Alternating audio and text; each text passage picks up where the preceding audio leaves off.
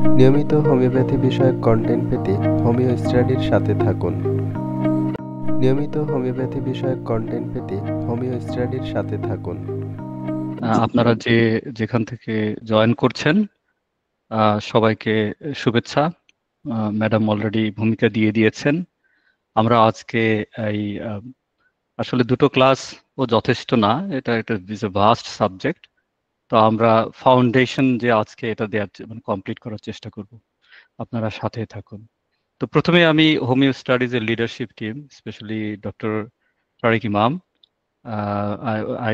তো ওনাকে আমি অনেক অভিনন্দন এবং কৃতজ্ঞতা জানাই যে আপনাদের জন্য উনি এরকম প্রোগ্রামের চিন্তা ভাবনা করেন শুধু আপনাদের উন্নতি কল্পে এবং বৃহত্তর হোমিওপ্যাথিক ফ্রেটার্নিটিকে উন্নতির জন্য। এবং সেই সাথে লিডারশিপ টিমের বাকি যেনারা সদস্য আছেন, অগ্রজ যেনারা, ওনাদেরকেও আন্তরিক কৃতজ্ঞতা জানিয়ে আজকে আমি শুরু করছি। আমি গতকালকে আপনাদেরকে বেশ কিছু ধারণা দিয়েছিলাম যার অনেকটাই আপনাদের কাজে লাগবে। এবং আমি ধারণা দিতে গিয়ে যে প্রথম যে ধারণাটা এনেছিলাম সেটা হচ্ছে যে আমরা আসলে কি ট্রিট করছি, অর্থাৎ কেস পারসেপশন। এটা বলতে গিয়ে আমি বলেছিলাম it's a just a recap. তো যে হেলথের যত গ্রুপ বেশির দিকে যাবে, গ্রুপ ডি মানে এরা ক্রিটিক্যাল হেলথ প্রবলেম নিয়ে আসবে। তো এখানে আমাদের ডায়নামিক মেডিসিনটা হায়ার পোটেন্সি কম অ্যাপ্লিকেবল হবে, because of the very low Vitality এবং রিয়াকশন ইজ ভেরি পোর। কিন্তু যত আমরা সুস্থতার দিকে যাব গ্রুপে, তত আমরা ভালো ফল পাবো। এবং আমাদের লক্ষ্য হবে গ্রুপ ডি থেকে সি এবং সি থেকে পেশেন্টকে বিতে উত্তরণ করা আমাদের অধ্যবসায়ের মাধ্যমে এবং সঠিক কেস টেকিং অ্যান্ড রাইট প্রেসক্রিপশনের মাধ্যমে। এবং আমি ইন্ট্রোডিউস করেছিলাম আরও যে কিভাবে একটা পেশেন্ট আপনার কাছে আসলো, তার যে ইতিহাস এবং সেটার যে বিবর্তন। এই করতে যে আমি 4টা গ্রুপ নিয়ে আলোচনা করেছিলাম এবং মোস্ট ইম্পর্টেন্টলি আমি বলেছিলাম যে ন্যাচারালি কিউরেবল ডিজিজের উপরে আপনারা ধ্যান দিবেন, কারণ এটাই হচ্ছে আমাদের হোমিওপ্যাথিক ব্রেড অ্যান্ড বাটার, যেটা কেউ করতে পারে না মডার্ন মেডিসিন। আমরা এটা এই গ্রুপ অফ পেশেন্টসকে আমরা সবসময় সুস্থ করতে পারি, নট ম্যানেজেবল, হ্যাঁ, সুস্থ করতে পারি। এই এই প্রসঙ্গে আমি তার ক্রাইটেরিয়াগুলো বলেছিলাম এবং স্ট্র্যাটেজিটাও আপনাদের সামনে উত্থাপন করেছি যে ন্যাচারাল সিমটম থাকবে, ক্লিয়ার কাট মোডালিটিস থাকবে এবং তারা আনমডিফাইড সিমটম নিয়ে আসবে। তারা সাধারণত শিশু কিশোর এবং কিছু সুস্থ জেনারেশন, যারা সেকেন্ড ওয়ার্ল্ড ওয়ার জেনারেশন অথবা আমাদের যারা প্যারেন্টস আছেন, তাদের অনেকেই এই গ্রুপের মধ্যে পড়বে। এরপরে আমি বলেছিলাম যে difficult to cure cases, then I moved on to settle cases. এখানে আমি বলেছিলাম যে আমাদের এখানে স্কোপটা অনেক বেশি, based on my own clinical experience. এটা প্রিটি ম্যানেজেবল আমাদের স্ট্র্যাটেজি নিলে। ভবিষ্যতে আশা করি ডক্টর তারেক ইমাম স্যার এবং লিডারশিপ টিম যদি ডিসাইড করেন, আমরা এর উপরেও আপনাদেরকে প্রশিক্ষণ দেব ইনশাল্লাহ। তো এই কেসগুলো আমরা বলেছিলাম যে যদিও এটা আপাত দৃষ্টিতে ড্রাগজ ওষুধজ কেস, আমরা এগুলো ড্রাগ ডিপেন্ডেন্ট কেস, এগুলো আমরা ম্যানেজ করতে পারি। এরপরে আরো আমরা আলোচনা করেছিলাম যে ইনকিউরেবল ডিজিজ কোনগুলো গ্রুপ ডি প্লাস এর আন্ডারে, এবং সেখানকার স্ট্র্যাটেজি নিয়ে বলেছিলাম এবং এর এভলিউশনের চার্টটা আপনাদের দেখিয়েছিলাম। এবং তার আন্ডারে কোন কোন ধরনের কেস আপনারা দেখবেন তার একটা খুব হাই লেভেল ধারণা আমি দিয়েছি আপনাদের, যেন আপনারা সহজেই এগুলো রেকগনাইজ করতে পারেন এবং কোনো ডিলিউশনের মধ্যে না পড়েন। এরপরে আমি আরো অটোইমিউন আমব্রেলার আন্ডারে অনেক রোগ সম্ভব, মোর দ্যান 80। আমি 20টা টপ 20-র একটা ধারণা আপনাদেরকে দিয়েছি যে এগুলোর ব্যাপারেও আপনাদের অত্যন্ত হাই স্কিল সেট এবং অনেক এক্সপিরিয়েন্স, সাধারণত অগ্রজদের অধীনে অথবা হোমিও স্টাডির সাথে থেকে আপনারা এগুলো আস্তে আস্তে এগুলোর ব্যাপারে ম্যানেজমেন্ট শিখবেন, আপনারা যারা অনুজ আছেন। তো তাহলে আজকে আসি আজকের পর্বে রিক্যাপের পরে। So what is a constitution? একটা দেশের যেমন কনস্টিটিউশন থাকে, ঠিক তেমনি আমাদের শরীরের একটা কনস্টিটিউশন আছে। একটা রাষ্ট্রের যেমন কনস্টিটিউশনের আন্ডারে তার home ministry, foreign ministry, all this বাণিজ্য মন্ত্রণালয় সব থাকবে, ঠিক তেমনি আমাদের দেহেরও যে মূল যে একটা ব্যক্তির যে অবকাঠামো, তার মানসিক গঠন, তার শারীরিক গঠন, তার ফিজিক্যাল জেনারেলস, যেমন থার্মালস আছে, তার মধ্যে আপনারা সবাই জানেন কোন সাইডে তার রোগটা বেশি হয়, and tendencies and diathesis, desires and aversion এবং মায়াজম, এই সবটা মিলে যে ব্যাপারটা, যে আমরা ক্যানভাসে যে ছবিটা আঁকবো, হ্যাঁ, এটা কোনো আপনার ম্যাথস না, হ্যাঁ, এটা অনেকটা একটা আর্টিস্টিক থিং। সো এই যে বেসিক ফাউন্ডেশনের উপর দিয়ে আমরা যে ছবিটা আঁকবো, একটা ব্যক্তিকে বা একটা পেশেন্টকে তার স্বাতন্ত্র আমরা যে পরিচয় দান করব, যে এই ব্যক্তি, এই আমার রোগী, কিন্তু তার হচ্ছে এই হোমিওপ্যাথিক পরিচয়, সে ক্যালকেরিয়ার অধীন, সে লাইকোপোডিয়ার অধীন, সে সালফারের অধীন। এটা অঙ্কন করতে যে আমাদেরকে এই ফাউন্ডেশন গুলো আমাদেরকে জানতে হবে। তো আজকের আলোচনায় এটার উপরে ভিত্তিতে আমরা এক্সপ্যানশন হবে আলোচনা, এবং এটাতে আপনারা আশা করছি খুব মনোযোগ দিয়ে শুনবেন। তো চলুন আমরা ভিতরে যাই, দেখি কি কি আছে। তো এই আলোচনার একটা বড় শিক্ষা হচ্ছে যে আমরা যখনই সিমটম বা টেকনিক্যাল এই টার্মস নিয়ে আলোচনা করব, এর মধ্যে আমাদেরকে কিন্তু প্রায়োরিটি ঠিক করতে হবে, কোনটা বেশি গুরুত্ব হবে, কোনটা কম গুরুত্ব হবে। অর্থাৎ কোনটা গুরুত্বপূর্ণ এটা জানা যেমন জরুরি, তেমনি কোন কেসে কোনটা জানা বা কোন স্ট্র্যাটেজিতে কোনটা জানা জরুরি নয়, এটাও কিন্তু খুব জরুরি। না হলে দেখা যাবে যে আপনি অযথাই আপনার সময় নষ্ট হচ্ছে। তো প্রথম আমরা কনস্টিটিউশন প্রেসক্রিপশনে বা ক্রনিক কেসে আমরা গুরুত্ব দেব ইটিওলজি। আপনারা সবাই জানেন হোমিওপ্যাথ যখন কেস নেয়, উনি যদি জানতে পারেন স্ট্রাকচার্ড কেস টেকিং এর মাধ্যমে রোগের কারণটা কি, কোন কারণে এই রোগটা হয়েছে, তাহলে কিন্তু আমাদের প্রথম যে ধাপ হার্ডল ওটা কিন্তু দূর হয়ে গেল। কিরকম? যেমন আপনি অনেক, আমি ফিজিক্যাল দিই, উদাহরণ দিই, অনেক কেস পাবেন যেখানে পেশেন্টের কোভিড হয়েছিল, তারপর থেকেই পেশেন্ট বলছে তার যেন এই সমস্যাটা বেশি, আপনি কোশ্চেন করার পরে জানতে পারলেন, তাহলে কিন্তু আমরা ওটা ইটিওলজি নিতে পারবো। আরো একটা কমন উদাহরণ হচ্ছে যে তার হয়তো মানসিক আঘাত পেয়েছিল, তারপর থেকে তার হিস্টেরিক সিমটম দেখা দিচ্ছে, নিদ্রা হচ্ছে না, তাহলে কিন্তু আমরা ইগনিশিয়ার কথা ভাবতে পারি। তো এইভাবে আমরা এই রিলেশনশিপ গুলো, ইটিওলজিক্যাল ব্যাকগ্রাউন্ড যখন আমরা জানবো তখন কিন্তু আমাদের অনেক সহজ হবে। এরপরে পেশেন্টের কি কি রোগ হয়েছিল, সিভিয়ার ডিজিজ, চাইল্ডহুড ডিজিজেস, এগুলোর অনেকটা ডোমিনো এফেক্ট চলতে থাকে, হ্যাঁ, সেগুলো আমাদেরকে জানতে হবে। এর মধ্যে পেশেন্টের নিজের কি কি রোগ হয়েছিল সেটা কিন্তু খুবই গুরুত্বপূর্ণ। আপনি যদি পেশেন্টকে জিজ্ঞেস করেন উনি কিন্তু মনে নাও রাখতে পারে, আপনাকে একটা লিস্ট বা চার্ট রাখতে হবে, যেমন আপনার কি টাইফয়েড হয়েছিল, আপনার কি ডেঙ্গি হয়েছিল, কোভিড হয়েছিল, এরকম কিন্তু আপনাকে জানতে হবে। এরপরে তার পারিবারিক ইতিহাস কেন নিতে হবে? পারিবারিক ইতিহাস বলতে আমি বুঝাচ্ছি মা বাবা এবং খুব মানে দাদা দাদি নানা নানি এনাদেরটা, সবাই মানে একদম 14 পুরুষের নিতে হবে না। যখন আমরা এই বেসিক মানে parental side and maternal side যখন আমরা নিতে পারবো, তখন আমরা মায়োজমেটিক ট্রেড সম্পর্কে অ্যান্ড আমরা হেরিডিটারি ডিজিজ সম্পর্কে একটা সম্যক ধারণা পাবো। আমি সাধারণত এটা মায়োজমেটিক ডাইসেকশন এটা ব্যবহার করি। এরপরে আপনারা সবাই জানেন মেন্টাল অ্যান্ড ইমোশনাল সিমটম অনেকটাই গুরুত্বপূর্ণ। আমি স্পিরিচুয়াল যোগ করেছি, এটা একটা আরেকটা এমার্জিং ফিল্ড। আপনি পাবেন স্পিরিচুয়াল সিমটমও অনেক সময় আমাদের নিতে হয়, এগুলো কিন্তু টপ লেভেলের সিমটম। এরপরে আসবে জেনারেলস। আপনারা সবাই জানেন জেনারেলস খুবই গুরুত্বপূর্ণ, দুই ধরনের generals, mental generals and physical generals. এবং এই জেনারেলসে আমরা এলএসএমসিউ পাবো, তার লোকাল সেন্সেশন মোডালিটিস আমরা পাবোই পাবো। হ্যাঁ, খুব বড় বড় জেনারেলস হোক, ছোট ছোট জেনারেলস হোক, সেগুলোর কিন্তু মোডালিটিস আমরা পাবো গুড কেসে। এরপরে যদি এগুলো কোনোটাই সেরকম না থাকে, কেস ইটসেলফ কিন্তু ক্যারেক্টারিস্টিক্স কি নোট হতে পারে। যেমন একটা উদাহরণ দিই, আমার একটা কেস আছে, উনি একজন ভদ্র মহিলা ব্যাঙ্গালোরে। ওনার পাস্ট হিস্ট্রিতে আপনি যদি কেস শিটের দিকে তাকান, শুধু ইনফেকশন আর ইনফেকশন, তাহলে ওনার ইউটিআই হচ্ছে প্রতি মাসে, তাও প্রায় 15-20 বছর ধরে। ওনার এহেন কোনো ইনফেকশন যে নেই হয়নি, এবং সব ধরনের অ্যান্টিবায়োটিক চলেছে। তাহলে ওই কেসটার দিকে যদি আমি তাকাই, ক্যারেক্টারিস্টিক্স কি notes of the case is actually infection, past history of infection. তার মানে কিন্তু আমি বুঝে গেলাম যে আমাকে নোসোডের দিকে 100 আসতেই হবে, যত আমি সিমটম হায়ারার্কি করে কনস্টিটিউশন মেডিসিন দিই। হ্যাঁ, তো সেটাও কিন্তু একটা টোটালিটি হতে পারে, বা এটা কিন্তু একটা সাবজেক্ট হতে পারে। অথবা দেখা যাচ্ছে যে কিনোটের মধ্যে শুধু ইনফ্ল্যামেটরি ইয়েটাই বেশি আসছে, তখনই কিন্তু আমরা অ্যান্টি ইনফ্ল্যামেটরি যেগুলো নোসোড এবং পলিক্রেস্ট আছে সেগুলোর দিকে মনোযোগ দিব। পিকিউআরএস আপনারা সবাই জানেন, পেকিউলিয়ার, রেয়ার অ্যান্ড স্ট্রেঞ্জ।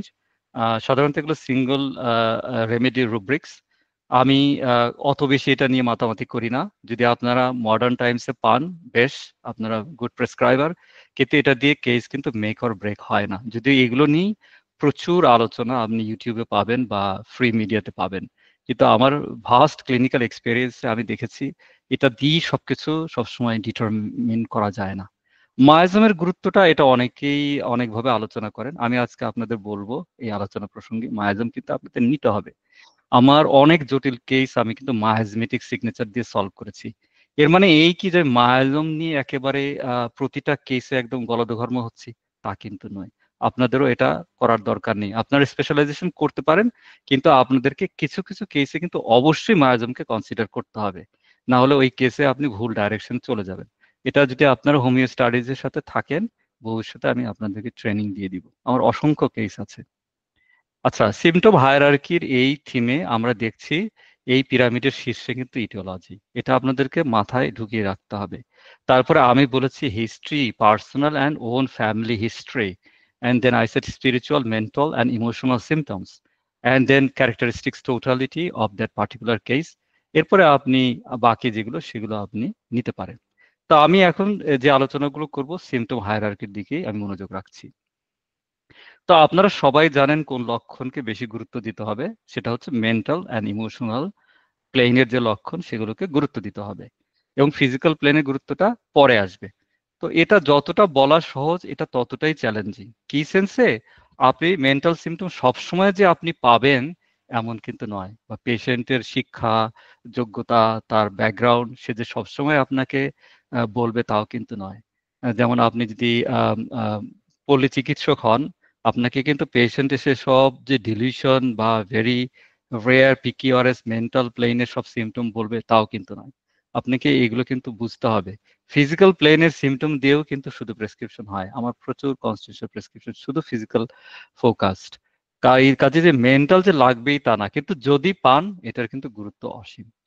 তো দেখুন, সিমটম হায়ারার্কির যে থিমটা আমি এইমাত্র বললাম, এটা আরো আপনাদের অনুধাবন করার জন্য আমি আসল উদাহরণগুলো দিচ্ছি কোথায় আমাদের ভুলগুলো হয়।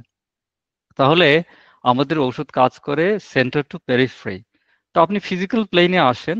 ফিজিক্যাল প্লেনে অনেক কিছু আছে, ব্রেইন আছে, হার্ট অ্যান্ড সার্কুলেটরি সিস্টেম আছে, এন্ডোক্রাইন সিস্টেম আছে, liver, pancreas, lungs and respiratory system, kidneys, urinary tract, then আমরা স্কিন চলে যাচ্ছি। তাহলে আমি বোল্ড লেটারে দিয়েছি, বড় হরফে দিয়েছি ব্রেইন, কারণ এটার গুরুত্ব কিন্তু বেশি। তো ব্রেইন কিন্তু সিমটম যদি থাকে সেটা কিন্তু একটা স্কিন সিমটম দিয়ে কিন্তু রিপ্লেস হবে না। ব্রেইনের যদি আমরা ক্লিয়ার কাট সিমটম পাই নার্ভাস সিস্টেমে, আমাদের কিন্তু ওটা গুরুত্ব দিতে হবে।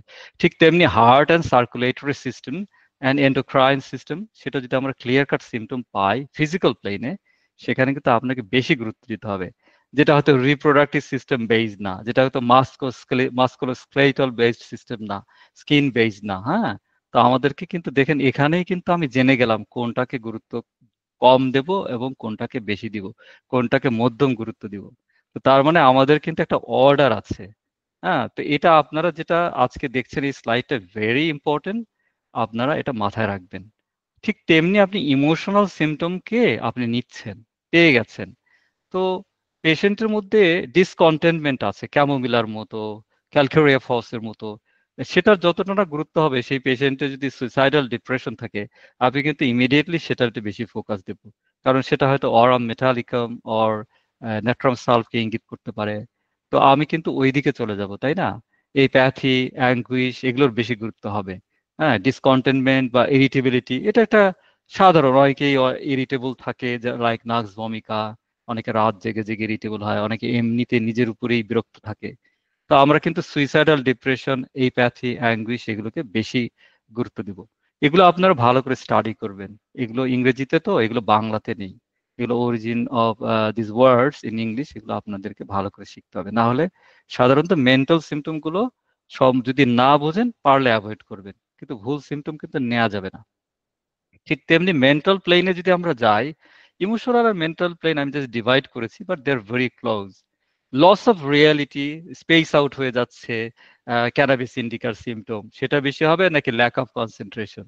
একটা বাচ্চা এসে বলছে যে মা বলছে যে আমার বাচ্চা কম মনোযোগ, সেটা যতটা না গভীর গোপন, এই যে ডিসোসিয়েটিভ ডিসঅর্ডার হচ্ছে, স্প্লিট পার্সোনালিটি হচ্ছে, কম্পালসিভ বিহেভিয়ার হচ্ছে, ওসিডি হচ্ছে, বারবার হাত ধুচ্ছে, বারবার চেক করছে, বারবার সন্দেহ করছে, সেটার গুরুত্ব হবে বেশি, তাই না? শুধু এই যে মেমোরি ইস্যু, ডালনেস, এগুলো ভেরি লোয়ার প্লেন। এগুলো ইম্পর্টেন্ট, এটাও টোটালিতে হতে পারে। যে সমস্ত কেসে হায়ার গ্রেড নাই, সেগুলো আবার এগুলো গুরুত্ব আমাদেরকে দিতে হবে। তাহলে এই স্লাইডে আমরা শিখলাম আমরা যে সিমটমই কালেক্ট করি, বোথ ফর কনস্টিটিউশনাল প্রেসক্রিপশন ও ফর অ্যাকিউট, আমাদেরকে কিন্তু একটা মানে শর্ট লিস্ট করে ফেলতে হবে, শপিং লিস্ট।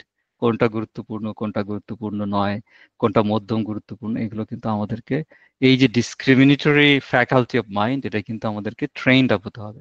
আপনারা হোমিও স্টাডিজের যে কোর্সগুলো করছেন, আশা করি আপনারা আস্তে আস্তে এই স্কিল সেটগুলো আস্তে আস্তে আপনাদের মধ্যে আসবে। আমরাও আপনাদেরকে ট্রেনিং দিয়ে আমরা এগুলোর জন্য প্রিপেয়ার করব। তো তাহলে আমি আজ এইখানে যে স্লাইডটা দেখিয়েছি, এটা কিন্তু যে ফ্যাকাল্টি গুলো বলেছি সেটার পাশাপাশি হায়ারার্কিক্যাল অর্ডারে এটা কিন্তু খুবই গুরুত্বপূর্ণ। আপনারা সবাই জানেন জেনারেল সিমটমস নাও, এটা পার্টিকুলারকে কাভার করবে। কিন্তু কেন? কারণ দেখুন, মেন্টাল জেনারেলস আর ফিজিক্যাল জেনারেলস, দে কানেক্ট, এটা কিন্তু ডিপেস্ট লেয়ার অফ ডিজিজকে ইঙ্গিত ইঙ্গিত করে, যার কারণেই এটার গুরুত্বটা বেশি। ঠিক তেমনি ফিজিক্যাল জেনারেলস অনেক সময় দেখা যায় যে গাইডিং সিমটমকে এবং মেন্টাল অ্যান্ড ফিজিক্যাল প্লেনের মধ্যে একটা ব্রিজ তৈরি করে। এই কারণে আমাদের কিন্তু এগুলোকে বেশি গুরুত্ব দেওয়া হয়। আমাদের অগ্রজ পায়োনিয়ার্স যারা, ওনারা কিন্তু এভাবেই গুরুত্ব দিয়েছেন, is based on Kentian schema.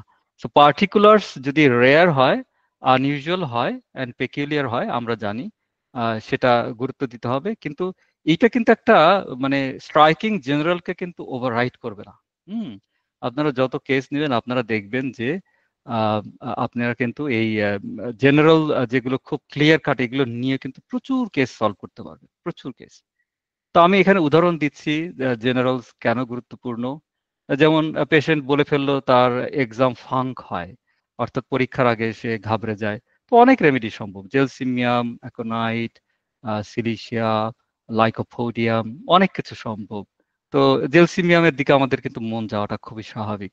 হঠাৎ করে ভায়োলেন্ট রেজ হয়, নাক ভূমিকার দিকে মন যেতে পারে।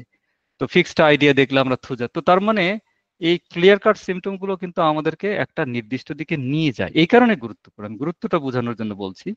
ঠিক তেমনি ফিজিক্যাল জেনারেলস হলে craving for salt, phosphorus, top super grade, natrum Muir, আমাদের কিন্তু ওইদিকে মাথা চলে যাবে সহজেই। আমি সিপিআর প্রেসক্রিপশন করতে গেলাম, অথচ আমি পেশেন্টকে কনফার্ম করলাম না যে তোমার দুগ্ধ জাতীয় খাবার খেলে তোমার কি কোনো অসুবিধা হয় কিনা। এটা কিন্তু কন্ট্রা ইন্ডিকেশন হবে, তাই না? কারণ এগুলো ফিজিক্যাল জেনারেলস, প্রুভেন কি নোটস। তো আমাদের কিন্তু এই ফিজিক্যাল জেনারেলস এর অনেক গুরুত্ব আছে। আপনি সিপিআর প্রেসক্রিপশন করতে গেলেন, সব ঠিক আছে, আপনি নেননি সিমটম, পেশেন্টও বলেনি, কিন্তু অ্যাজ এ গুড প্রেসক্রাইবার আপনি কিন্তু জিজ্ঞেস করবেন আপনার দুগ্ধ বা দুগ্ধ জাতীয় খাবার কি খুব ভালোবাসেন। পেশেন্ট তো বলবো, না ডাক্তার আমি অতটা ভালোবাসি না, বা খেলে একটু অসুবিধা হয়। আবার অনেকে বলবে খুবই অসুবিধা হয়, এটা কিন্তু বলবেই। এটা যদি না থাকে, সে বলে যে আমার কোনো অসুবিধা না, তখন কিন্তু আপনাকে একটু রিথিঙ্ক করার প্রয়োজন হতে পারে। কারণ is very characteristics of that particular remedy with physical generals. তো ঠিক তেমনি পার্টিকুলার্সও কিন্তু আপনাকে ইঙ্গিত করতে পারে। যেমন সালফার পেশেন্টকে আপনি কনফার্মেটরি, এগুলো আপনি কিভাবে ব্যবহার করবেন? কনফার্মেটরি কোয়েশ্চেন হিসেবে, যে তোমার হাত পায়ে কি জ্বালাপোড়া হয়, তুমি কি কাঁথা বা কম্বলের বাইরে পা বের করে দাও। তো সে হয়তো আপনাকে এটা বললো। বা বৃষ্টি সিজনে তোমার এগুলো কি ব্যথা ট্যাথা বেড়ে যায়। বা অথবা যে পেশেন্ট যেভাবে পার্টিকুলার দিয়েছে, এটা ইটসেলফ কিন্তু আপনি রাস্টক্সকে দেখতে পাচ্ছেন। যেমন পেশেন্ট রাস্টক্স বলেনি, কিন্তু সে এমন ভাবে বলে দিয়েছে ক্যারেক্টারিস্টিক পার্টিকুলারটা, এই বলার বা সিমটমের ইয়েতেই কিন্তু আমি কিন্তু প্রেজেন্ট কমপ্লেন্স থেকে রাস্টক্সকে পেয়ে যাচ্ছি। Pain aggravated by rest and winter, pain ameliorated by moving about and hot application, lumbosacral region, wrist joint, ankle joint since last 10 years. তো আমরা কিন্তু এটা দেখেও কিন্তু এটার একটা কিন্তু পার্টিকুলার টোটালিটি কিন্তু একটা পেয়ে গেলাম। তার মানে এগুলো সবই গুরুত্ব আছে যখন আমরা সেগুলোকে মালাটা ঠিকভাবে গাঁথতে পারবো, আমরা ঠিকভাবে পেইন্ট করতে পারবো এই পোর্ট্রেটটা, তাই না? তাহলে আমরা এতক্ষণ জানলাম যে কোন সিমটম গুলোকে আমাদেরকে বেশি গুরুত্ব দিতে হয়। তাহলে আমরা এখন জানবো কোন সিমটমগুলোকে কম গুরুত্ব দিতে হয়।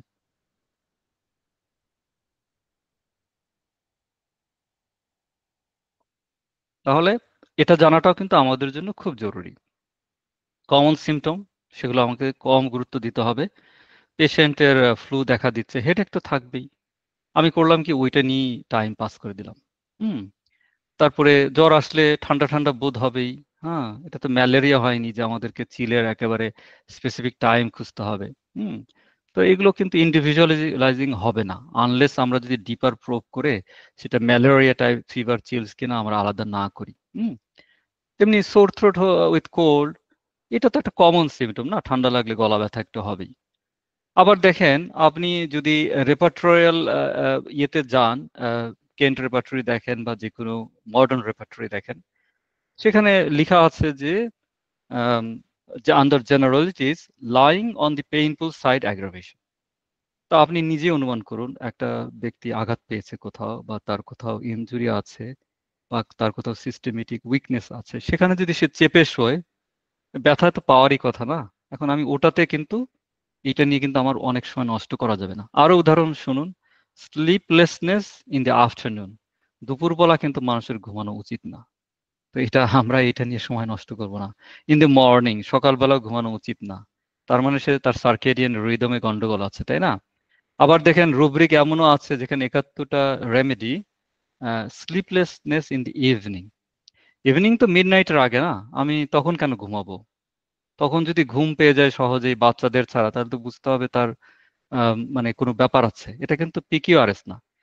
এই ঠিক তেমনি দেখেন, স্লিপলেসনেস মিড নাইট বিফোর, তো মধ্যরাতের আগে স্লিপলেসনেস থাকবে না তো কি হবে? আমাদের দেশে মানুষ তো দুটো একটা সময় ঘুমায় না। তো এগুলো রুব্রিক নিয়ে কিন্তু আপনি খামাখা মানে অত বেশি হোমিওপ্যাথিকলি, এরকম রেপার্টরিতে অসংখ্য এন্ট্রি আছে, অসংখ্য। হার্ট চ্যাপ্টারে, লাং চ্যাপ্টারে এবং জেনারেটিস। তো আপনাদেরকে এগুলো সম্পর্কে কিছুটা জানালাম। তাহলে আমি যদি কমন সিমটমকে আইডেন্টিফাই করতে পারি, তাহলে আনকমন সিমটমকেও কিন্তু আমার কমন সেন্স দিয়ে আইডেন্টিফাই করার যোগ্যতা থাকতে হবে। যেমন lying on the painful side অ্যামেলিওরেট।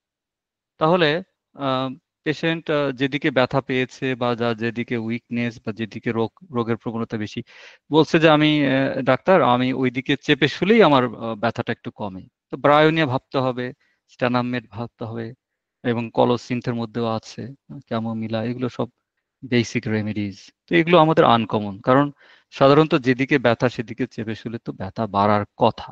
হুম। তো হোমিওপ্যাথিকলি আমরা দেখলাম what is a common symptom and what is an uncommon symptom. এটা আপনাদেরকে একটা বেসিক আইডিয়াস দিয়ে দিলাম। এবার আসি, আমি দ্রুত চলে যাব ইটিওলজির অধীনে। আমি একটু আগে বলেছি যে আমাদের রোগের কিন্তু, বা আমাদের কেসের কিন্তু বেশিরভাগ কেসই কিন্তু আমরা ইটিওলজি দিয়ে সলভ করতে পারি, যদি ক্লিয়ার কাট ইটিওলজি থাকে। তাহলে mind ailments from abused after being, এরকম যদি আমরা আইডেন্টিফাই করতে পারি, এই ধরনের কেস, চিলড্রেন কেস, কেউ অ্যাডমনিশন বকাঝকা প্রচুর খেয়েছে, কেউ অতীতে প্রচুর মদ্যপানের তার ইয়ে ছিল, এরকম আপনি প্রচুর কেস ইন্ডিয়াতে, ওয়েস্টার্ন ওয়ার্ল্ডে পাবেন। আমাদের কিন্তু ইজি হয়ে যাবে। যেগুলো গ্রিফ কেস পাবেন, হ্যাঁ, সাইকোসোম্যাটিক, সেখানে অনেকের পার্টনার মারা গেছে, স্ত্রী বা স্বামী, তারপর থেকে ধীরে ধীরে রোগ, বা সন্তানও মারা গেছে, 20 বছর, 15 বছর, 10 বছর, হ্যাঁ, আস্তে আস্তে সেগুলো থেকে তাদের এই রোগ দেখা দিয়েছে। আপনি জেনে গেলেন আহ ফসফরিকাম অ্যাসিডাম, এটা ভাবতে পারেন, তাই না? ন্যাট্রামিওর ভাবতে পারেন। তো এই ওষুধগুলো আমাদের কিন্তু ওই লং লাস্টিং, যেগুলো লাভড ওয়ান, ডিসঅ্যাপয়েন্টমেন্ট, এগুলো কিন্তু থিওরি না। এগুলো দিয়ে আপনি প্রচুর কেস, বলতে গেলে 90% কেস কিন্তু আপনি যদি ইটিওলজি ইয়ে করতে পারেন, আপনি কিন্তু খুব সহজেই আহ, খুব সুনাম অর্জন করতে পারবেন এবং মানুষকে শেফা দিতে পারবেন। তাহলে আমরা এগুলো দেখলাম, ডোমিনেশন থেকেও অনেকে অত্যাচারিত হয়, ঘরে বাইরে, শিক্ষালয়ে, অফিসে, তাদেরও কিন্তু অনেক রকম ডোমিনেটেড হওয়ার সিমটোমেটোলজি থাকে। ডিসঅ্যাপয়েন্টমেন্ট থাকতে পারে। হুম। ফ্রাইট, ভয় পাওয়ার পর থেকে। আমি কিছুদিন আগেই একটা বাচ্চাকে ডিল করেছি। ওদের প্রতিবেশী ওর সামনে পড়ে মারা গেছে বা কিছু হয়েছে, সেই থেকে ওর প্যানিক স্টাডি পিটিএসডি হচ্ছিল। লাভ ডিসঅ্যাপয়েন্টমেন্ট এটা ভেরি কমন। এই দিয়ে আপনি অসংখ্য রোগিণীকে ভালো করতে পারবেন। আমার হাতে তো আমি কখনো মিস হতে দেখিনি। এটা খুবই ইম্পর্টেন্ট একটা ইটিওলজিক্যাল রুব্রিক, যেখানকার এই টপ রেমেডিস গুলো আমি আইডেন্টিফাই করে দিয়েছি এখানে। পিএসটিডি যদি থাকে, পোস্ট ট্রমাটিক স্ট্রেস ডিসঅর্ডার, আর্মিতে কাজ করতো, ওখানে অ্যাকশনে ছিল, অথবা কোনো অ্যাক্সিডেন্ট হয়েছে, কার অ্যাক্সিডেন্টে সার্ভাইভ করেছে, তার মধ্যে অনেক রকম সিমটম থাকতে পারে। ফিয়ার থেকে হয়েছে। আচ্ছা, vaccination ailments after is a very common generalities. এগুলো আপনি জানলেন যে বাচ্চার ভ্যাকসিন নেওয়ার পর থেকে, অথবা এই ক্ষেত্রে কোভিড ভ্যাকসিনের পর থেকে তার ডায়াবেটিস আর নিয়ন্ত্রণে নেই, তার হাইপারটেনশন আনকন্ট্রোল, তার অটিইমিউন দেখা দিচ্ছে। তো এগুলো রুব্রিক কিন্তু এই এগুলো আমরা কিন্তু ওখানে আম, চিন্তা করতে পারি। হুম। তারপরে নিউমোনিয়ার হিস্ট্রি থাকলে সেগুলো আপনাদেরকে নিতে হবে, ম্যালেরিয়ার হিস্ট্রি থাকলে নিতে হবে। হুম। ইটিওলজি। তো typhoid fever past history of ডিজিজে আমরা ইটিওলজি বললাম, কিছু ব্রড ক্যাটাগরি। দেন আমি আসলাম হচ্ছে ডিজিজ হিস্ট্রিতে আসলাম, পার্সোনাল ডিজিজ হিস্ট্রি। তাহলে আমাদেরকে এটা কিন্তু খুব গুরুত্বের সাথে এটা আপনাদেরকে, আম, আমি টাইমটা একটু দেখে নিচ্ছি, খুব গুরুত্বের সাথে আপনাদেরকে কিন্তু এটা আহ, মনে রাখতে হবে। তো টাইফয়েড ফিভার নিয়ে এসছে, পেশেন্টের 5-6বার টাইফয়েড হয়েছে, তারপর থেকে জিআইটি কমপ্লেন্টস। তো তার গাট লাইনিং নষ্ট হয়ে গেছে টাইফয়েডের কারণে, তাই না? তো সেরকম ভাবে আপনাদের কিন্তু ওই ডেঙ্গি হয়েছে, নিউমোনিয়া হয়েছে, কোভিড হয়েছে, ম্যালেরিয়া হয়েছিল, এগুলোতে প্রচুর রোগীকে আমরা কিন্তু কনস্টিটিউশনাল প্রেসক্রিপশন করতে পারবো। এরপরে ফ্যামিলি হিস্ট্রিতে তো আপনারা জানেন তার অ্যাজমা ছিল কিনা, ফ্যামিলি হিস্ট্রিতে ক্যান্সার আছে কিনা। আমরা কার্সিনোসিন যে দেবো, তার তো এটাও একটা সিমটম না? তারপরে ফ্যামিলি হিস্ট্রিতে ডায়াবেটিস মেলাইটাস আছে কিনা, মৃগী বা এই জাতীয় আছে কিনা, এগুলো কিন্তু আমরা জানবো। এরপরে আসি ফ্যামিলি হিস্ট্রি হার্ট ডিজিজের যদি আপনারা পান, দেখুন এখানে বেশ কিছু রেমেডি আপনাদেরকে চিন্তা ভাবনা করতে হবে। এখানে কিছু রেমেডি মিসিংও আছে, রেপার্টরিতে এগুলো দেয়নি, সেগুলো ক্লিনিক্যাল প্র্যাকটিস থেকে আমরা জানি। তো এগুলো আমাদেরকে চিন্তা ভাবনা করতে হবে। হুম। তারপরে ফ্যামিলি হিস্ট্রি অফ টিউবারকুলোসিস, এগুলো যদি আমরা পাই, সেগুলো কিন্তু আমাদেরকে অত্যন্ত গুরুত্বের সাথে নিতে হবে, কারণ এইগুলো আমাদের অনেক হেল্প করে। হুম। তো এইভাবে কিন্তু দেখুন আমাদের আহ, যে একটু আগে যে বলেছি সেটা কিন্তু সাহায্য হচ্ছে। আপনি জানলেন যে এই পেশেন্টের এই রোগগুলো তার বংশেও ছিল, বাবার ছিল, দাদার ছিল, বা আরো আহ, মানে চাচা বা মায়ের দিকে কারোর, হ্যাঁ, তখন আপনাকে এই ধরনের রুব্রিক নিয়ে কিন্তু চিন্তা ভাবনা করতে হবে হেরিডিটারি ডিজিজে। হুম। এগুলো কিন্তু খুব ইম্পর্টেন্ট ইনফরমেশন। অনেক জটিল জটিল কেস কিন্তু আমরা এগুলো দিয়ে খুব সহজেই পথে নিয়ে আসতে পারি। এই টিউবারকুলোসিসটা একটু আগেই বললাম, যদি ফ্যামিলি হিস্ট্রিতে টিউবারকুলোসিস থাকে, আমাদেরকে খুব চিন্তা ভাবনা করে আগাতে হবে। মাইন্ড সিমটমে আসি। আমরা এতক্ষণ etiology and history of disease, এটার ইম্পর্টেন্স নিয়ে একটা খুব হাই লেভেল ধারণা দিলাম। কেন্দ্রপত্রে অনেক মেন্টাল রুব্রিক আছে তার, এগুলো বেশ, এটা জাস্ট ক্লাসিফিকেশন আমি দেখিয়েছি, নট নেসেসারিলি আপনি এইভাবে ক্লাসিফাই করবেন, এটা অনেকভাবে ক্লাসিফাই করা যায়। তো এগুলোর গুরুত্ব আছে আমি বলেছি, যেমন কনস্টিটিউশনাল টাইপ কি হতে হবে, খুব অ্যাংশাস পার্সন, খুব ইম্পেশেন্স পার্সন, ইরিটেবল অলওয়েজ, হ্যাঁ, অলওয়েজ স্লো, এগুলো আপনারা নিতে পারেন। কিন্তু এগুলো যদি আপনারা খুব ট্রেন না হন বা মেন্টাল মেথডে আপনারা অত্যন্ত অ্যাডভান্স ট্রেনিং না থাকে, আমি অ্যাডভাইস করবো যে এগুলো নিয়ে খুব বেশি আহ, যদি বুঝতে অসুবিধা হয়, যারা নতুন আছেন, আমি অভিজ্ঞদের কথা বলছি না, ওনারা প্রথম দিকে এগুলো আস্তে আস্তে শিখে নেবেন। তো ইমোশনাল সিমটম ওরকম হতে পারে, অ্যাবিউজিভ হতে পারে, কশাস, ফরসেকেন। I just highlighted those ones I'm very familiar with, or I have used them in my clinical practice. তো হেল্পলেসনেস থাকতে পারে, হোম সিকনেস থাকতে পারে, quarrelsome, মকিং, কশাস। তো দেখুন এই যে ফোরসেকেন ফিলিং, পেশেন্ট এসে বললো যে আমার পাশে কেউ নেই, বন্ধু বান্ধব নেই, আমি একা, ভাইও দেখে না, বাবা কোনো কারোর কোনো খেয়াল নাই, সবকিছু আমাকে দেখতে হয়। বন্ধু বান্ধবরাও আজকাল খবর নেয় না, দ্যাটস এ ফোরসেকেন ফিলিং না, ইটস অ্যান ইম্পর্টেন্ট রুব্রিক। তারপরে অনেকে আছে মারামারি ছাড়া থাকতেই পারে না, তো কোরালসাম, গন্ডগোল ছাড়া থাকতেই পারে না, ঝগড়াঝাটি এই সেই আর্গুমেন্ট চলছে। তো আপনি ট্যারেন্টুলা হায়াসোমাস দেবেন, পেশেন্টকে দেখলেন অত্যন্ত ভদ্র বিনয়ী, তাকে আপনি তো মিললো না তো, তাই না? ওভারঅল মেন্টাল মেকআপের সাথে তো পেশেন্টের ইয়ে হয়ে যাচ্ছে। হুম। এগুলো মেন্টাল সিমটম, এগেইন শেমলেসনেস, লাসিভিয়াসনেস। অনেক পেশেন্ট আমরা পাই হায়াস, পিক্রিক অ্যাসিড, এগুলোতে আমাদেরকে কনসিডার করতে হয়। স্ট্যাটিস্টিকরা এগুলো কিন্তু কার্যকরী, এগুলো কোনো থিওরিটিক্যাল না। আপনারা এগুলোতেও কিন্তু প্রচুর ফ্রেমওয়ার্ক প্রেসক্রিপশন করতে পারবেন। হুম। সো মেন্টাল সিমটমের এই রিলায়েবল যে রুব্রিক যেগুলো দেখাচ্ছি, লিবার্টিনিজম, অনেকে ফ্রি থিঙ্কার, ওয়েস্টার্ন ওয়ার্ল্ডে আপনি রোগী দেখলে আপনাকে কিন্তু এগুলো একটু জিজ্ঞাসাবাদ করতে হয়, সরাসরি করা যায় না, কিন্তু ইনডিরেক্টলি আমরা এগুলো জানার চেষ্টা করি। তো ইন্টেলেকচুয়াল ফ্যাকাল্টিতে আমরা ওরকম নেব, ক্যাপ্রিশাস, কেয়ারফুল, হারি, ফাস্টিডিয়াস।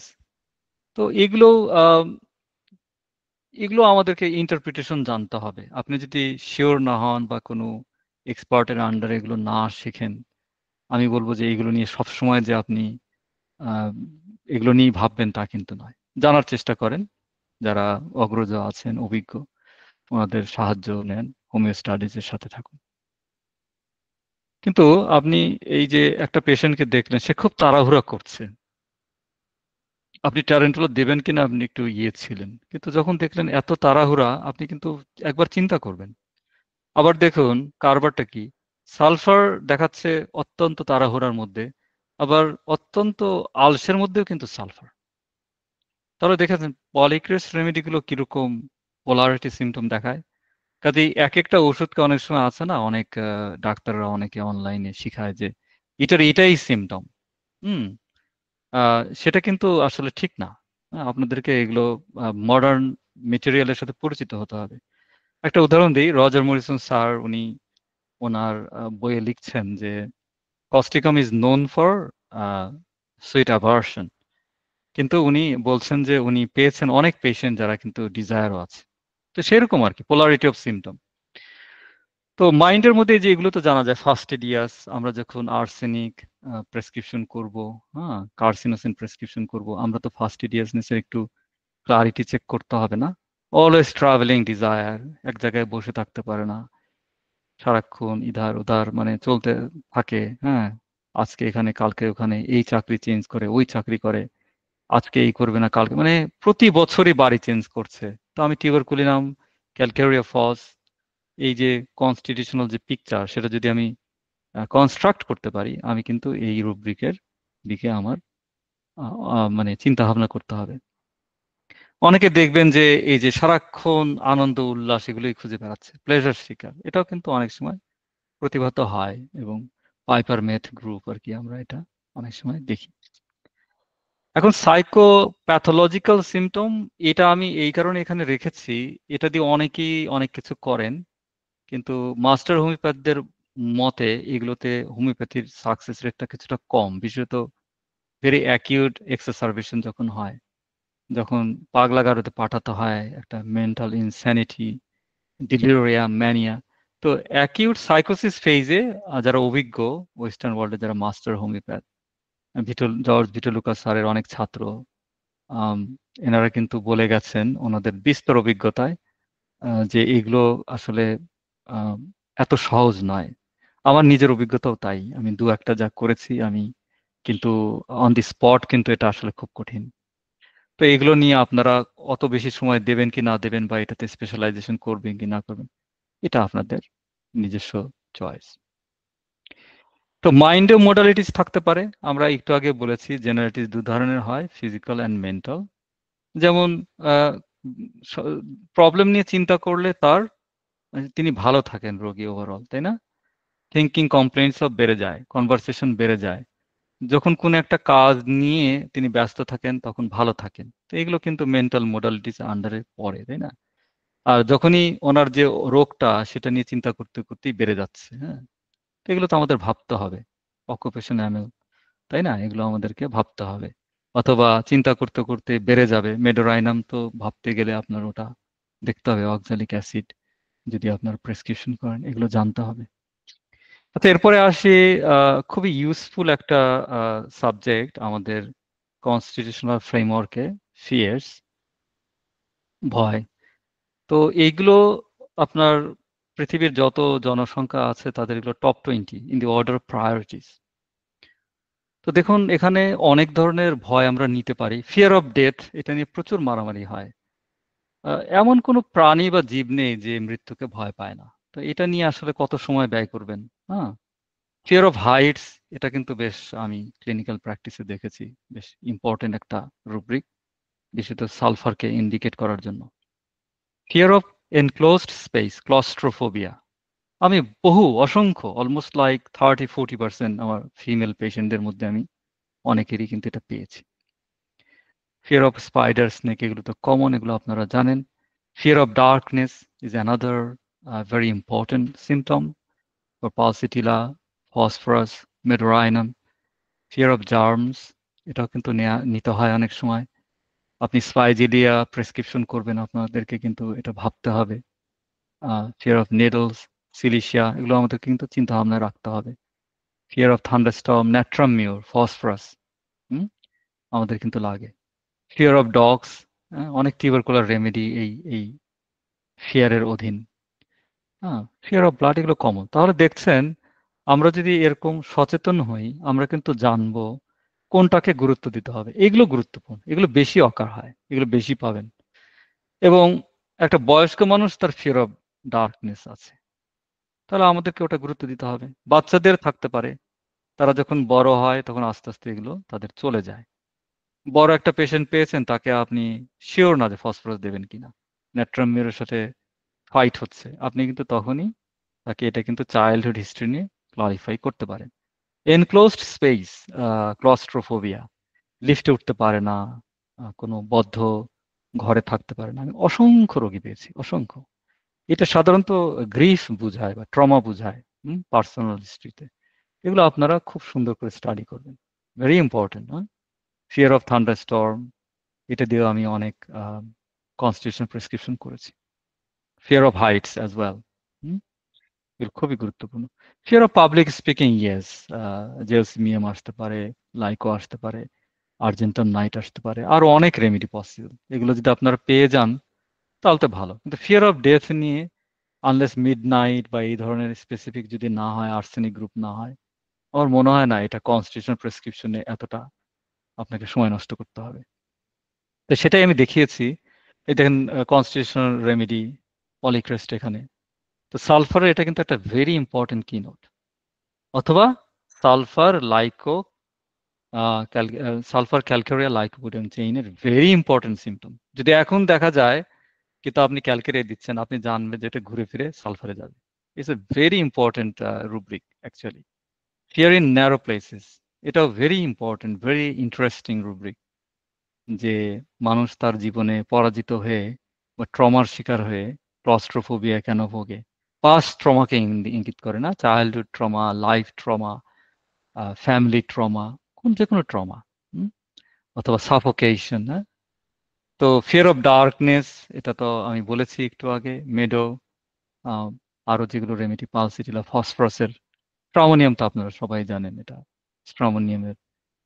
তো স্ট্রামোনিয়াম বেস প্রেসক্রিপশন করতে গেলে আপনাকে আরো বেশ কিছু অ্যাডভান্সড মেটেরিয়াল নলেজ থাকতে হবে। হয়তো হোমিও স্টাডিজ আপনাদেরকে আরো সামনে আরো ট্রেন আপ করবে, তখন শুধু এই গ্রুপগুলোর উপরই ফোকাস করতে পারবেন। সোলোনেসের ফ্যামিলি। নেক্সট, এটা তো ল্যাকক্যানে বিখ্যাত, ল্যাকেসিসের বিখ্যাত, আরো ওফিডিয়া গ্রুপের জন্য বিখ্যাত। এগুলো নিতে পারেন, এটা মেক অর ব্রেক করে না, অনেকে খুবই গুরুত্ব দেয়। কিন্তু এটা দিয়ে সবসময় যে আপনাকে খুঁজে পেতে হবে, না পেলেই দেওয়া যাবে না, এমন কিন্তু নয়। Fear of dogs, another very good utility. এটা মূলত টিউবারকুলার গ্রুপকে বেশিরভাগ ক্ষেত্রে মায়াজমেটিক প্রেসক্রিপশন করতে গেলে আপনি দেখেন, Bacillinum, Tuberculinum and Pulsatilla, all this three remedies, এরা কিন্তু আপনার এই ফিয়ার অফ ডগস এর একটা এগুলো খুব রিলায়েবল এন্ট্রি না, এগুলো সব মডার্ন রেপার্টরি থেকে নেওয়া। স্লিপ আপনাদের নিতে হবে।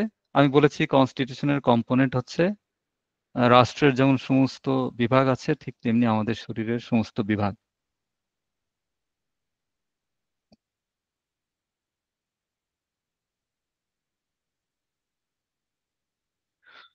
স্লিপের মাধ্যমে কি হয়, আমরা সারাদিনে যে আমাদের শরীরের যে ক্ষয় হলো,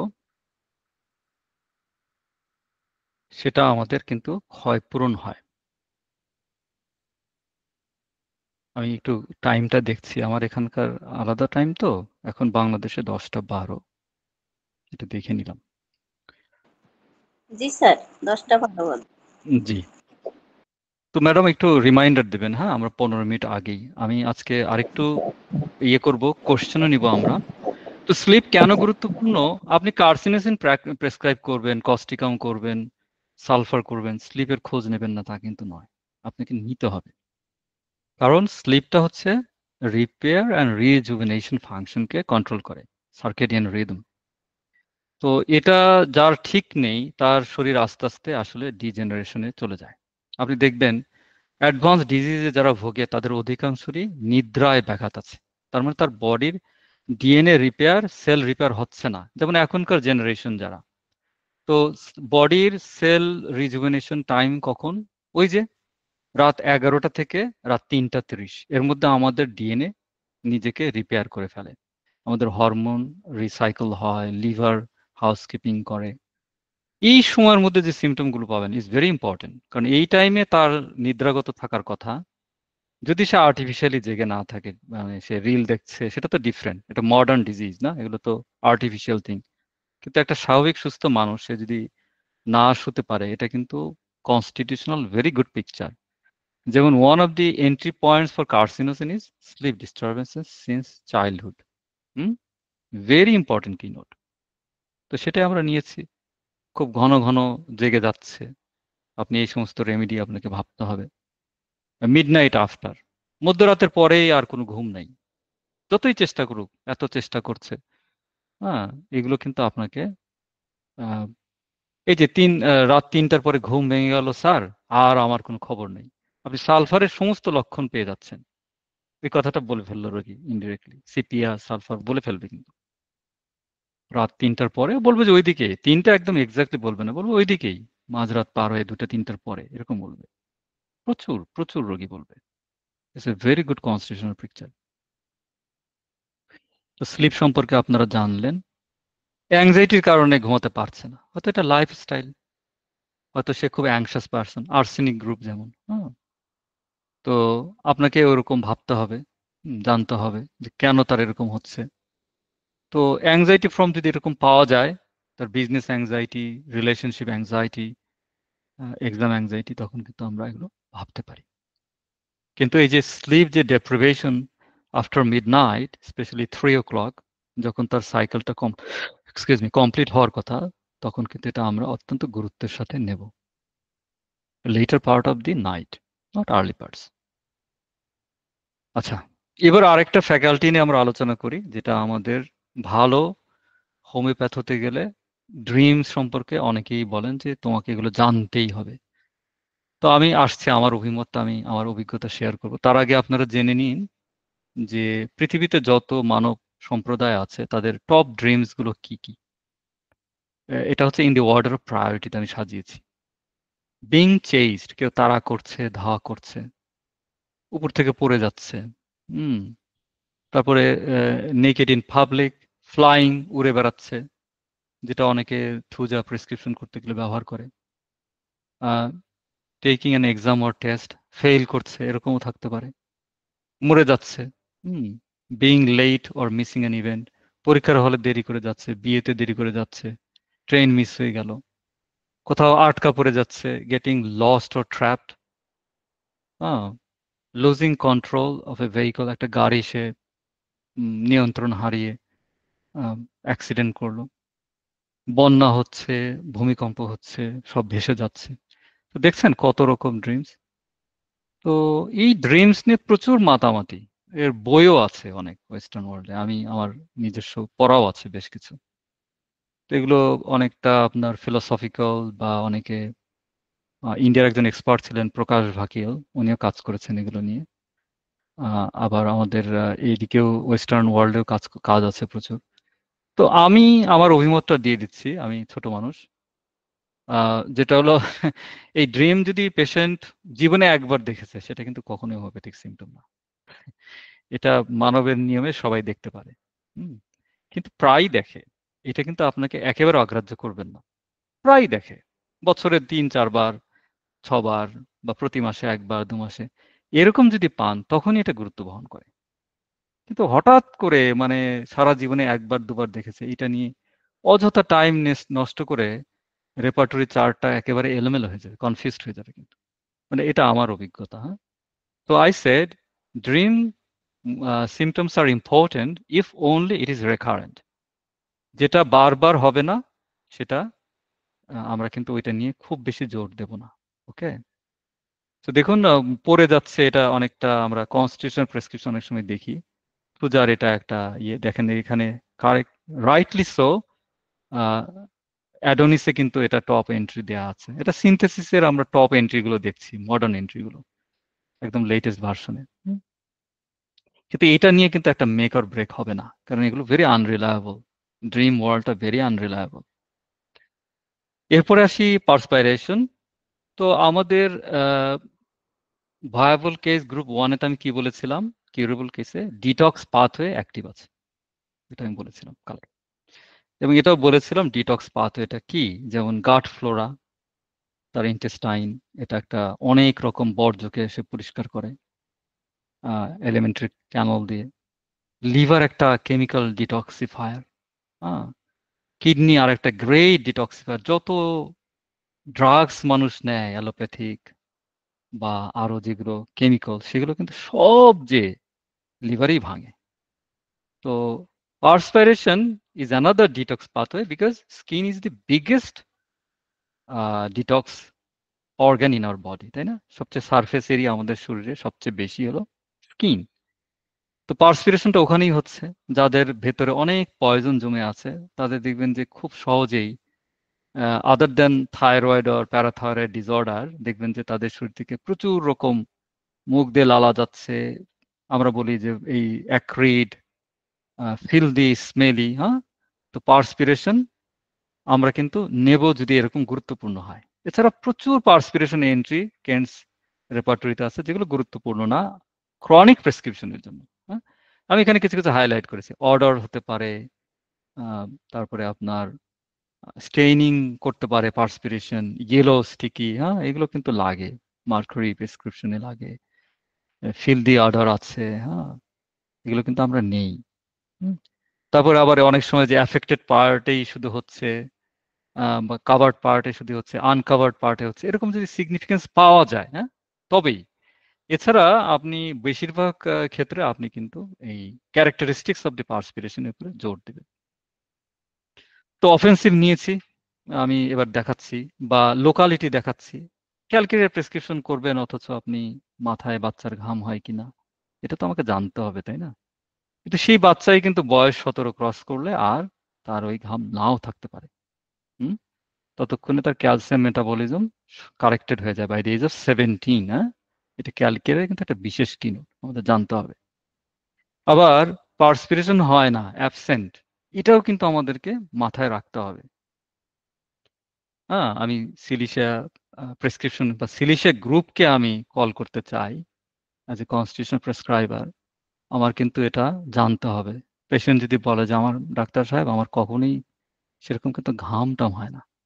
আবার অনেকে বলবে যে বাসার লোকরা বা আত্মীয়স্বজন যে এর গায়ের গন্ধে ইয়েই করা যায় না, পাশেই যাওয়া যায় না। তো তখন আপনি এই ওষুধগুলোর ব্যাপারে আপনাকে অবশ্যই মাথায় রাখতে হবে। তো পার্সপিরেশন যদিও ভাইটাল অর্গানের সাথে সম্পৃক্ত না, কিন্তু অ্যাজ এ ক্যারেক্টারিস্টিক্স সিম্পটম হোমিওপ্যাথিতে কিন্তু খুবই গুরুত্বপূর্ণ। তো এরই পথ ধরে যে স্কিনে আসছি, ফিল দ্য অফেন্সিভ স্কিন, স্কিনে টিংলিং হচ্ছে, বার্নিং হচ্ছে, এগুলো তো আপনি অগ্রাহ্য করতে পারেন না। স্কিনের সবচেয়ে প্র্যাকটিক্যাল যে ইয়েটা আপনাদের ভবিষ্যতে কাজে লাগে, আপনারা যদি মাস্টার হোমিওপ্যাথ হতে চান, সাপ্রেশন যেটা ডিজিজ যেগুলো সাপ্রেসড স্কিন ডিজিজ, বিশেষত অ্যাজমার পেশেন্ট এসছে রেসপিরেটরি ইলনেস, আপনি কখনো জিজ্ঞেস করলেন না যে তোমার অতীতে কোনো মারাত্মক চর্মরোগ হয়েছিল কিনা? এটা কিন্তু একটা ব্লান্ডার হবে সেই কেসগুলোতে। হ্যাঁ, আমি নিজে এই কেসগুলো দেখেছি, তো এগুলো আপনাকে এই হিস্ট্রিটা নিতে হবে আপনি যদি ভালো প্রেসক্রাইবার হতে চান।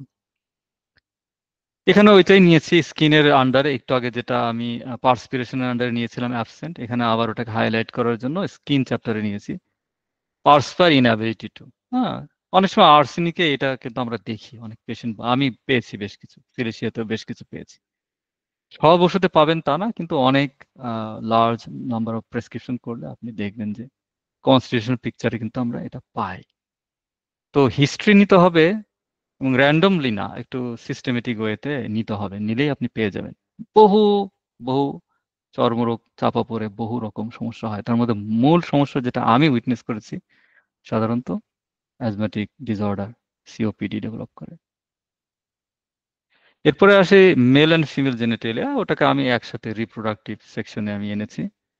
তো আমরা কনস্টিটিউশন প্রেসক্রাইবার হতে গেলে আমাদেরকে অনেক রোগী নিয়ে আসবেন, যেনারা ওষুধ চাইবেন এবং বলবেন যে আমার বাচ্চা হওয়ার পর থেকে এই সমস্যা, বাচ্চা হওয়ার আগে আমার এই সমস্যা কখনো ছিল না। It's a very very important entry points for your constitutional prescription. তো আপনারা যদি ফিমেল ডিসঅর্ডারে স্পেশালাইজেশন করতে চান, আপনাকে কিন্তু এই রুব্রিকগুলোর দিকে ধ্যান রাখতে হবে, সাধনা করতে হবে এগুলো নিয়ে। ডেলিভারি হয়েছে তারপরে সমস্যা এরকম আমি পেয়েছি অনেক, সেখানে আপনাকে যথেষ্ট মনোযোগ দিতে হবে। মেনোপজাল রোগী যারা আপনারা দেখেন, আমি প্রচুর ফিমেল পেশেন্ট পাই, তো এই জন্য আমি স্পেসিফিকলি আলোচনা করেছি। আমার ব্যাঙ্গালোর ক্লিনিকের অধিকাংশ 90% রোগী আসলে মহিলা। এই কারণেই আমার আম, মানে মহিলা পেশেন্ট বেশি। তো মেনোপজ এই গ্রুপের কিন্তু আমি প্রচুর রোগী পেয়েছি, অসংখ্য, 40+, 50+, অসংখ্য রোগিনী। তো এগুলো কিন্তু আপনাকে অ্যামিল নাইট্রোসাম সম্পর্কে ধারণা রাখতে হবে। এটা আপনার শুকতে দেবেন, কিভাবে দেবেন, এগুলো আস্তে আস্তে ট্রেনিং আপনারা নিতে পারবেন হোমিও স্টাডিজের কাছ থেকে। ল্যাকেসিস কখন দিতে হয়, সালফার কখন দিতে হয়, সালফারের স্কোপটা কি, কতটুকুন তাকে রিলিফ দেবে, হ্যাঁ, এগুলো সব আপনারা আস্তে আস্তে কনস্টিটিউশনালি আমাদের সাথে থাকলে শিখতে পারবেন। এই যে এখানে রুব্রিক গুলো দিয়েছি, আমি এগুলো প্রতিদিনই ব্যবহার করি। আমার প্রতিদিন যদি 3টা নিউ পেশেন্ট থাকে, থাকবেই। তো মেনার্কি লেট এটা জিজ্ঞেস না করে তো আপনি, সবাই পালসিটিলার কথা বলে, কিন্তু আমি কিন্তু ক্লিনিক্যাল প্র্যাকটিসে অনেক ওষুধ পেয়েছি। ন্যাট্রামিওর, সালফার আছে কি, হ্যাঁ সালফারও আমি প্রচুর পেয়েছি। মেনার্কি লেট, ক্যালিকার্ব, এগুলো সব নোন। বাট আপনি শুধু পালসিটিলা নয়, কিন্তু এই বড় দাগের দেখছেন সুপার গ্রেডের মধ্যে এগুলো, আবার টপ গ্রেডের মধ্যে কিন্তু আরো আছে, সুপার গ্রেডের পরে যেগুলো। হুম, তো শুধু একটা ওষুধ নিয়ে আপনারা আমি কিন্তু সালফার দিয়ে, গ্রাফাইটিস দিয়ে, ন্যাট্রামিওর দিয়ে, পালসিটিলা এবং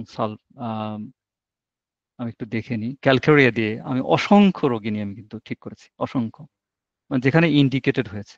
কাজে এগুলোর সম্পর্কে আপনাদের সম্যক ধারণা হতে হবে।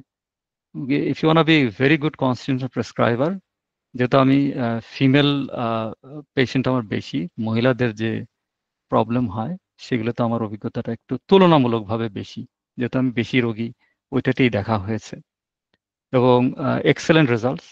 Menses too late it's a very common symptom, সালফারের কমন সিমটম দেখেন, সুপার গ্রেড। সবাই আপনাকে কি শিখাবে, Graphites. Don't be fool, sulphur is one of the master remedy for women trouble, যদি আপনি শিখতে পারেন। আসলেই সালফার দেহ তা না, আমরা ইন্ডিয়াতে বেশ কিছু প্রফেসরের প্রেসক্রিপশন দেখেছি, বাংলাদেশেও দেখেছি, মহিলা পেশেন্ট হলেই পালসিটিলা, আর পুরুষ হলেই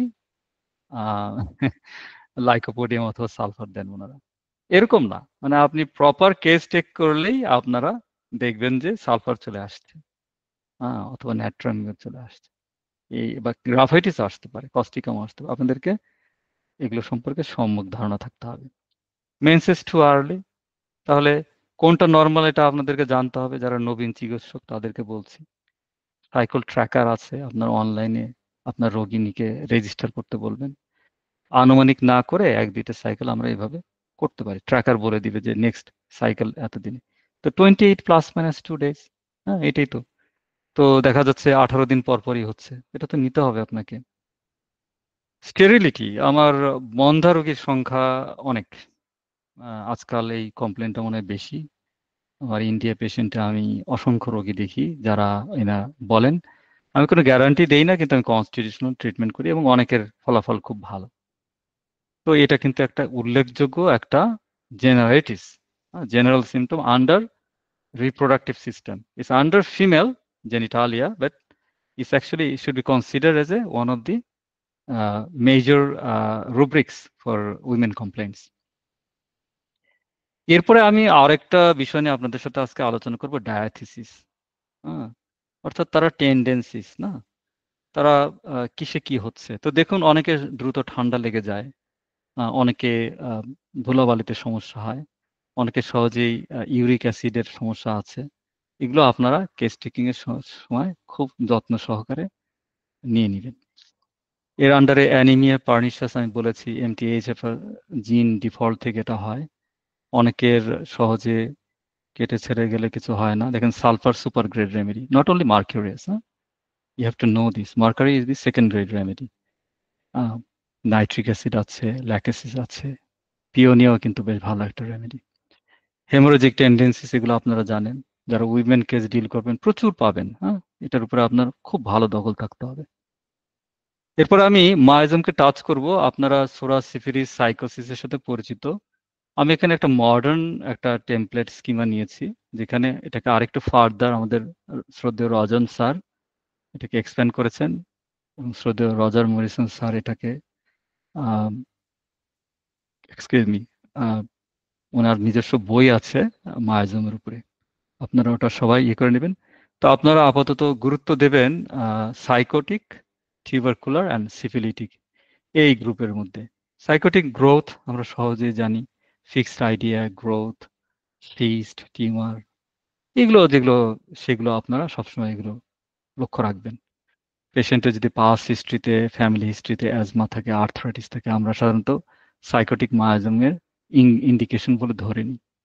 সিফিলিটিক এরকম, রাতে বৃদ্ধি হচ্ছে, আলসারেশন আছে, ডিজেনারেটিভ ডিজিজ, পার্কিনসন, আপনি পাচ্ছেন লাস্ট স্টেজ, অনেক কিছু, অন্য কোনো সিমটম নেই।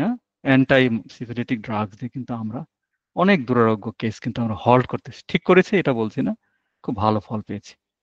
টিউবারকুলার ওরকম আপনাদের জানতে হবে যে টিউবারকুলার রেমেডি তাদের কি কি মেন্টাল মেকআপ আছে, এগুলো আপনাদেরকে সম্যক ধারণা থাকতে হবে। আর বাকি যেগুলো এরা আপনারা নিজেরা নিজেরা স্টাডি করে মডার্ন টাইমসে আরো ভালো করে আপনারা এগুলো শিখে নেবেন। তো এখানে আমি এটা দিয়েছি যে আসলে কোন রেমেডির কোন মায়াজমের অধীন কোন কোন সমস্যা নিয়ে আসে। সাইকোসিসের অধীনে যে ওয়ার্ডস, অ্যাজমা, এগুলো আর এগুলো কমন রেমেডি, এগুলো জাস্ট লিস্ট। এটা কিন্তু কোনো থেরাপিউটিক্স না, এটা জাস্ট লিস্ট, একটা ইন্ডিকেশন করার জন্য। টিউবারকুলার মায়াজমের অধীন এই রেমেডিগুলো আছে, এগুলো আমাদের জানতে হয়।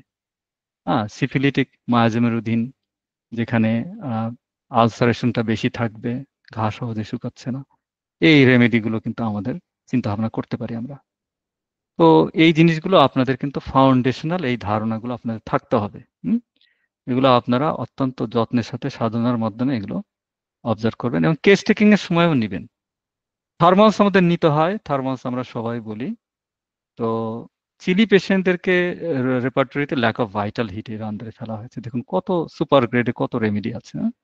শুধু কিন্তু আপনার ক্যালকারিয়া বা সিলিশিয়ায় কিন্তু নয়, আরো প্রচুর রেমেডি আছে। নাইট্রিক অ্যাসিড আছে, ন্যাট্রাম সালফো টপ গ্রেডের বলে ধরা হচ্ছে modern repert. Cistus is very chilli.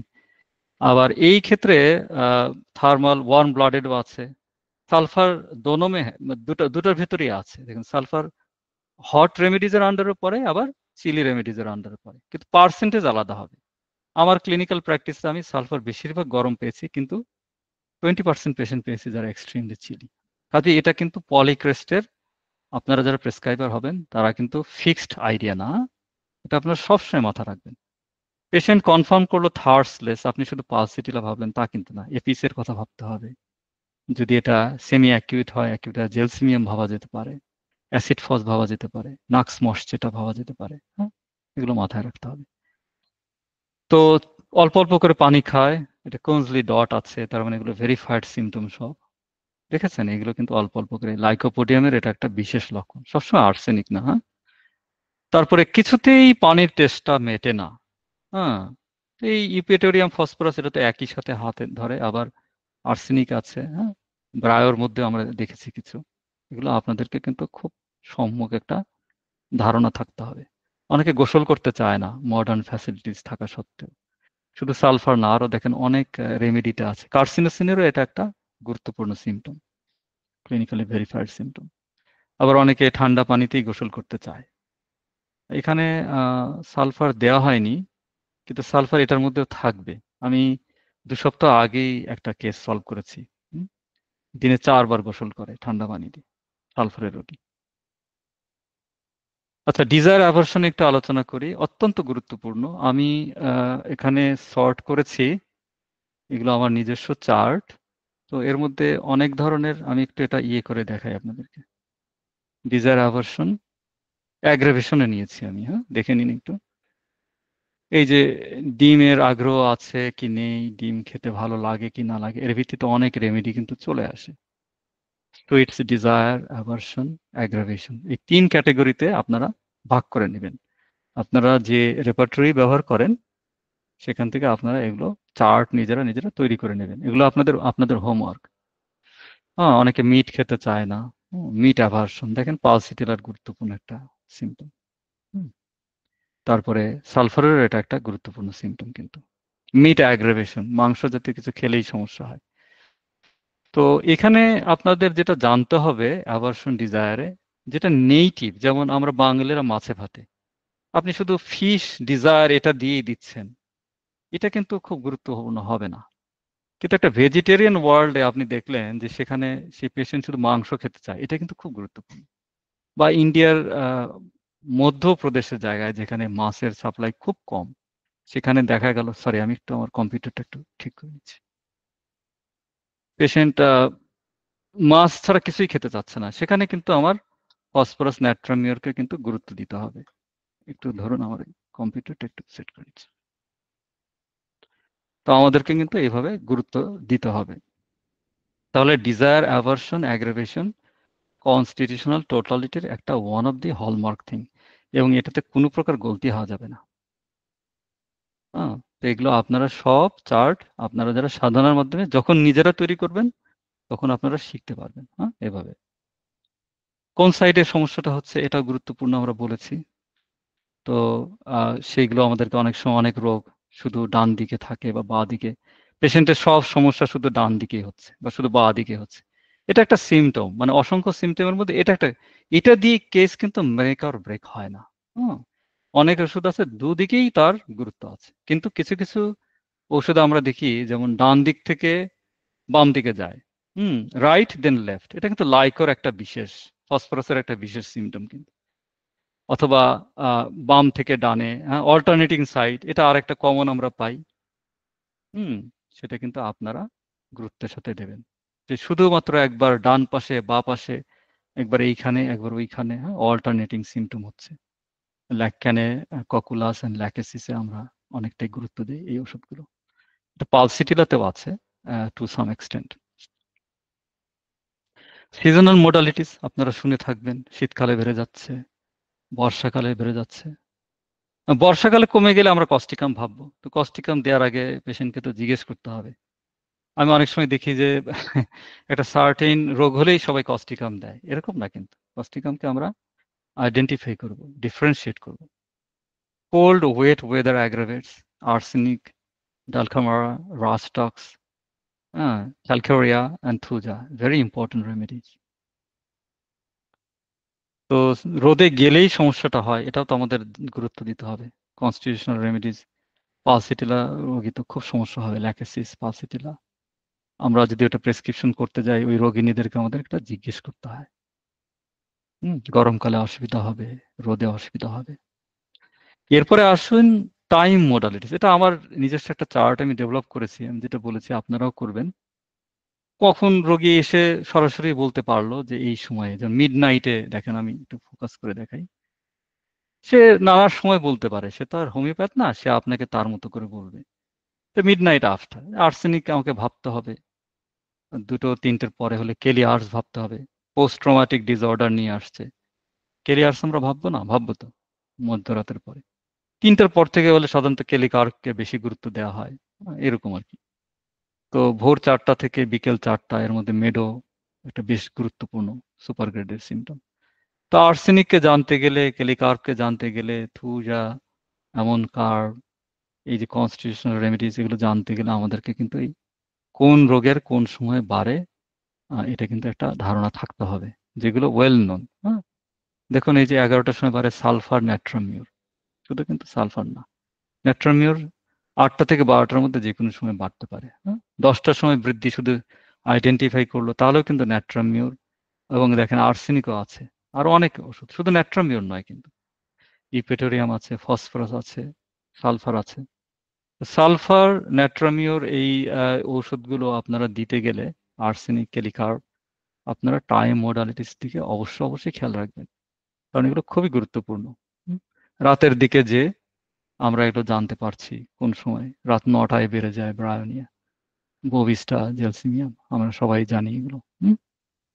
তো এগুলো আমাদেরকে কিন্তু খবর রাখতে হবে, আমাদের নিজস্ব রিসার্চের মাধ্যমে এগুলো বের করে নিতে হবে। তো এবার আসি, এতক্ষণ যে আলোচনা করলাম গত দুদিনে, এর আলোকে আমাদেরকে কেস তৈরি করতে হবে এগুলোর উপরে গুরুত্ব দিয়ে, কারণ আমরা জেনে গেছি কোনটা গুরুত্বপূর্ণ নয়, কোনটা নেব কোনটা নেব না। কাজে এখন আমরা প্রস্তুত কেস টেকিং। এখানে প্রচুর আপনারা স্ট্রাকচার্ড বই পাবেন, যেখানে অসংখ্য পেজের পর পেজ ফরম্যাট দেওয়া আছে, এই আছে, আপনারা ওগুলো স্টাডি করতে পারেন, সেগুলো আপনাদের ভালো স্টার্টিং পয়েন্ট হতে পারে। কিন্তু যেগুলো নেবেন আমি এগুলো কিন্তু বলে দিয়েছি, যেমন চিফ কমপ্লেন্টস নিতে হবে, মোডালিটিস নিতে হবে তার, শুধু কমপ্লেন্টস নিলেন কিন্তু কখন বাড়লো কখন কমলো সেটা জানলেন না, তাহলে তো হলো না।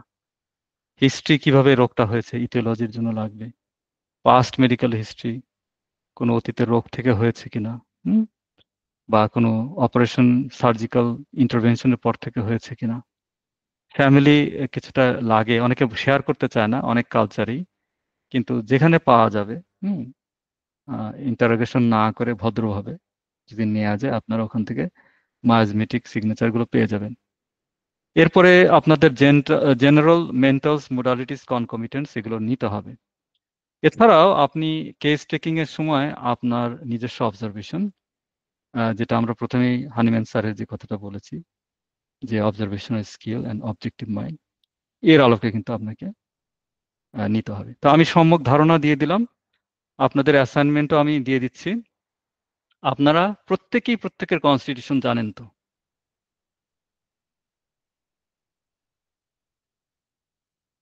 আপনাদের এটাই অ্যাসাইনমেন্ট, এবং আমার এখানে হোয়াটসঅ্যাপ নাম্বার আছে, আমি যে স্কিমা প্রেজেন্ট করেছি এটার আলোকে আপনারা কাইন্ডলি এটা জানাবেন আপনাদের, এবং আমরা এটা নিয়ে পরবর্তীতে যদি দরকার হয় আরো এই নিয়ে আলোচনা করব। তো এই হলো আপনাদের অ্যাসাইনমেন্ট, আপনারা নিজেদের কনস্টিটিউশনকে ওয়ার্কআউট করবেন।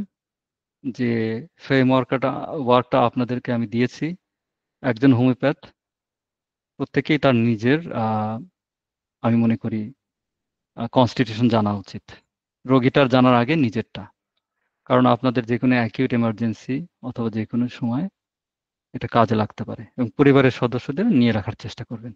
আজকে এই পর্যন্তই। This is my WhatsApp number, এবং এটা আমার ইমেইল। আপনারা যদি কেউ কোনো মেসেজ দিতে চান, হোমিও স্টাডিজের মাধ্যমে দিতে পারেন, অথবা এখানেও কোনো প্রশ্ন থাকলে আপনারা ফার্দার জিজ্ঞেস করতে পারেন। ধন্যবাদ।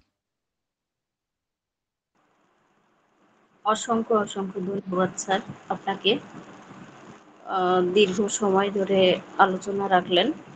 তো এরপর আমরা প্রশ্নোত্তর পর্বে চলে যাব,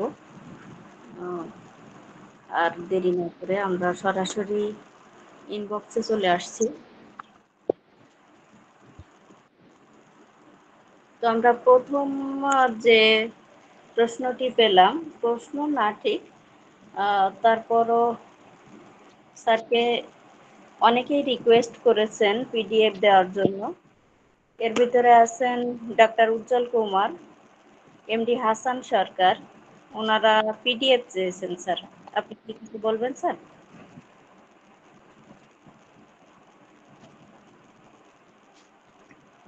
ধন্যবাদ ম্যাডাম। এটা আপনারা হোমিও স্টাডিজের দিকে লক্ষ্য রাখেন। শ্রদ্ধেয় তারেক ইমাম স্যার আছেন, ওনার সাথে আমার পরামর্শ করার দরকার আছে, কারণ এখানে সবটাই তো জ্ঞান উন্মেষের জন্য। তো সেটা কিভাবে দেব না দেব এটা শ্রদ্ধেয় তারেক ইমাম স্যারের গাইডেন্সে আমরা সিদ্ধান্ত নেব।